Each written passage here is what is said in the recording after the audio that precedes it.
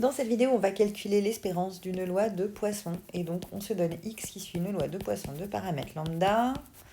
Et on demande de calculer l'espérance de x. Alors, la première chose à vérifier, enfin à se demander, pardon, c'est où vit x, quel est son support. Bien, c'est l'ensemble des entiers naturels, c'est-à-dire 0, 1, 2, 3 jusqu'à l'infini. Et quel que soit k appartenant à cet ensemble, quelle est la probabilité que x soit égal à k? Eh bien, c'est égal à exponentielle moins lambda, lambda puissance k sur factoriel k. Ok. Du coup, pour calculer l'espérance de x, on calcule la somme pondérée sur toutes les valeurs que peut prendre x, donc on vient de dire de 0 à plus l'infini, de k fois probabilité que x soit égal à k.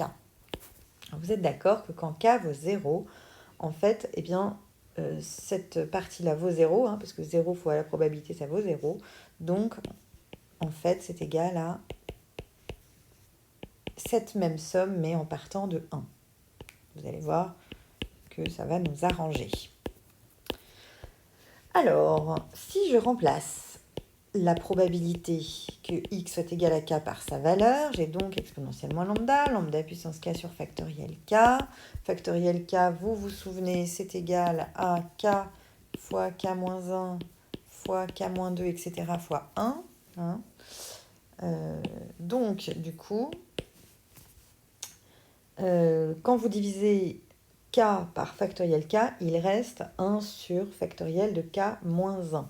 J'en profite pour passer l'exponentielle devant puisque ça ne dépend pas de k, donc c'est donc pas un problème de la sortir de la somme. Et donc il nous reste ici lambda puissance k sur factoriel k moins 1. Voilà. Alors, ici, ce qu'on va dire, c'est qu'on va se faire un petit changement de variable. Donc, je vous propose de dire que L vaut k-1. Et si vous dites que L vaut k-1, eh bien, vous avez la chose suivante. Donc, au lieu de partir de k égale 1, on part de L égale combien? Égale k-1. Donc, puisque k valait 1, L vaut 1 moins 1, donc L part de 0. Et à plus l'infini, évidemment, ça ne change pas. On n'est pas à 1 près. Du coup, ici, on a un lambda L plus 1. Et en dessous, on a un factoriel L. Ouais.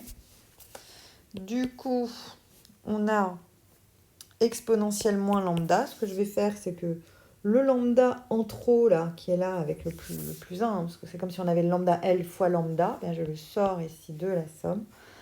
Et il me reste une somme de L allant de 0 à plus l'infini de lambda L sur factoriel L. Et là, que reconnaissons-nous? Hop, qu'est-ce que c'est que cette chose-là? Eh bien ça, c'est le développement en série entière de exponentielle lambda lui-même. Ce qui veut dire que nous avons à la fin exponentiellement lambda fois exponentielle lambda. Ces deux machins s'annulent bien évidemment et il vous reste lambda.